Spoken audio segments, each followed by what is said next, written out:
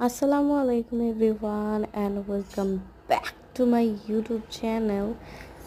So today I'm gonna share with you Nihari world best and shortcut to making this Nihari.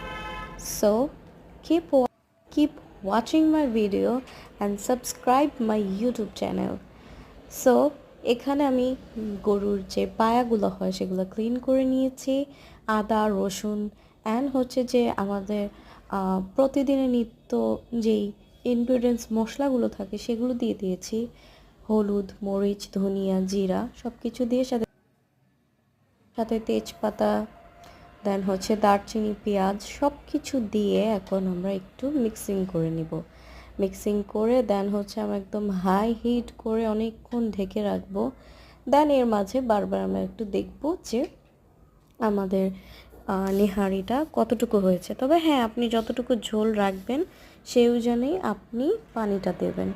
তো আমার এখানে মনে হচ্ছে আরেকটু পানি দেওয়া দরকার, সো আমি আরেকটু পানি দিয়ে দিলাম। সো এরপর আমি ঢেকে দেব।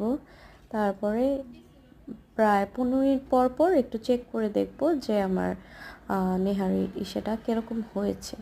সেখানে দেখতে পাচ্ছেন মশলাটা খুব ভালো কুকড হচ্ছে অ্যান্ড আমি একটু নাড়া দিয়ে দিচ্ছি। দেন আবার ঢেকে দিব, এরপরে আবার একটু দেখব অ্যান্ড লাস্টলি আমি হচ্ছে নেহারিটাকে বাগার দিয়ে দিব।